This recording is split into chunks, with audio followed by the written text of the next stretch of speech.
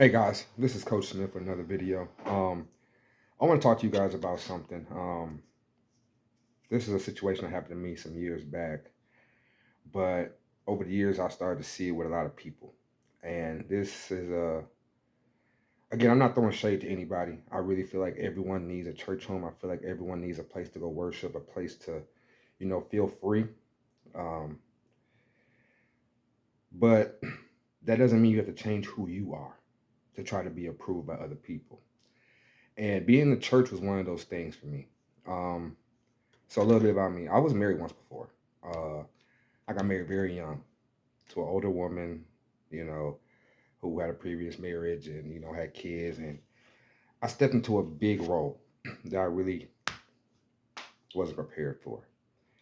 Um, but I grew up in the church, but she really grew up in the cultural of the church, the culture of the church. You know what I mean? A lot of shouting, speaking in tongues. Different atmosphere. I grew up Methodist, so we really didn't have a lot of that stuff growing up. But when I got around her side and see how they moved, it was very interesting. Something I always wanted to be a part of. So we joined this church, and like in most churches, people are very welcoming. In the beginning, and then once they start to bloom, people start to change. But it was this one incident to where I remember we they had a revival. It was like a weekend revival, I want to say, and they had a few guests there. But on this particular night, they had I don't know if he's a Grammy nominated or a Grammy winning artist, but he's very well known in the gospel industry. Very well known, very gifted, very talented. Not gonna say his name, but I was excited. I was excited for him and the speaker. It was a woman speaker that night. I mean, they were prepared for this night. So I had to go make a run, and I come back, and when I come back, I hear the voice of the gentleman singing, and I said, "Oh my God, that's whoo!" I mean, dude can blow. He still to this day, he's very. Well, I say he's very well known. He's very well known. And I come into the church, and I'm trying to find my wife at the time. She was sitting more in the front, and I'm in the back coming in. And there's this guy who I've known. I pretty much grew up around him. He was like a big brother to me. He's been in the family. I knew who he was. But one thing about this guy is he's very animated, very animated. Um, Good person, but he does little. He did the most. Sometimes he does the most. But this day he was actually being a genuine person. Like I don't think he even really realized what was going on. But I come in, and he looks at me like this, like, "What's up?" Like he pointing. And while the guy's singing, all the attention was taken off of him. And they started focusing on myself and the other gentleman. And this guy up there speaking, and before I get to this, there was a lady, her who's also a husband, who also has a husband who's a preacher in the area that I live in. I know him very well. We actually coached football together. But me and his it was a situation back when I was in high school to where this particular woman really didn't care for me too much. Um, so I walk into the sanctuary. I hear him singing. I'm excited. I go down, and all people looking at us, and the guy looks at me.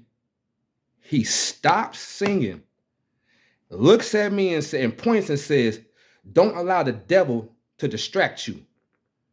I mean, he literally called, like, the man really called, like, pretty much called me a demon in the church. Pretty much called me the devil. And I'm looking like, yo, okay. So I leave back out and I come back in, and because I was moving, I was working the revival because I was a member of that church. You know what I mean? So right when the word was getting ready to start, but when he said, "Don't let the devil, distract you," the woman who already has an idea of me lifts her hands in the air and says, "Hallelujah." It really rubbed me the wrong way. It really did. And I felt so low about myself, and everybody's looking at me. And then this woman started preaching, and I felt the word. And I'll be honest with you guys, I really felt like I caught the spirit that night. I started dancing, I started shouting, I started doing things. I mean, I'm under the power. And, you know, when you caught up in the spirit, you know what I mean? You really don't care about what's going on around you. But after it was all over with, the woman preacher gets up there and kind of chuckles. She said the things that God is doing. Like she kind of laughed at me, and the gentleman who was there was in the front row, looked at me, shook his head. The other lady shook her head. Everybody started laughing at me in the church. Really started laughing at me. Even the woman I was married to at the time started laughing at me. And that's not the only time. And then after that, after he left, it was a day where we had a praise break, and I started shouting, I started dancing, and they all started laughing at me. I didn't care. I was in the spirit. You know what I mean? And then the first lady of that church gets on Facebook, tags me in it, and the comments, everybody just started doing laughing emojis. Made me feel so low about myself. And from that point on, I really felt like I had to live a certain way and act a certain way just to be accepted by God. But realistically, it was me trying to be accepted by the people in the church. Now, I'm not saying every church is like this, but a lot of them are. And you guys have to be careful because you never know who's going to walk in your church and who that person is going to become. You understand what I'm saying to you? I don't hold any grudges.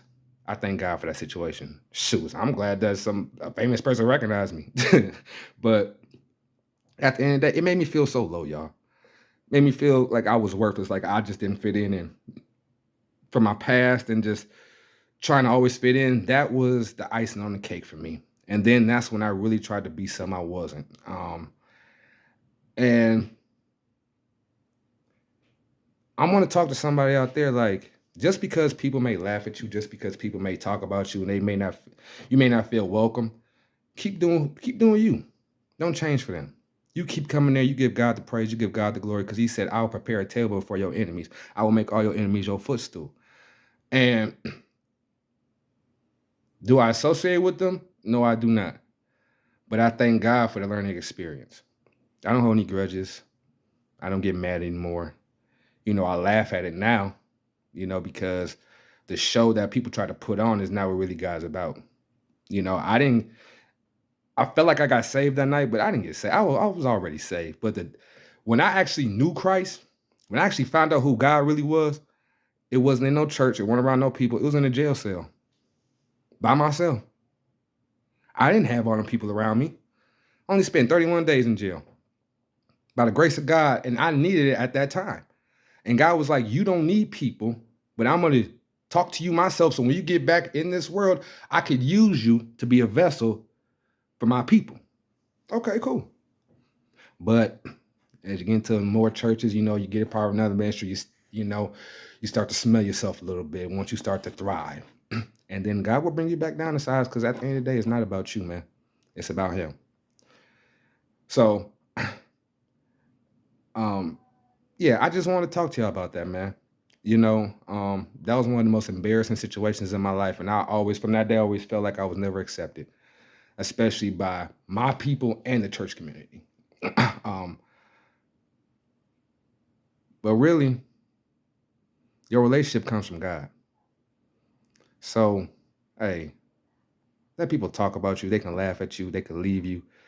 It don't matter. You ain't built to break, man. You know what I mean? Don't change for no one else. You can change your ways, but don't change who you are. Because God made you. He knew you before he put you in your mother's womb. He made you. They didn't. You ain't living for them. You're living for God. And you're living for yourself. All right? Hey, man, I hope this blesses you. If you guys have any more topics you want me to talk about, please comment down below. Subscribe. Hit that like button. Hey, guys, your time is coming. Your season's now. Out with the old, in with the new. Let go of the past. Weed it out. Continue, because God's got your back, man. God has got your back. You're going to be okay. Don't change who you are, because you're just fine the way you are right now.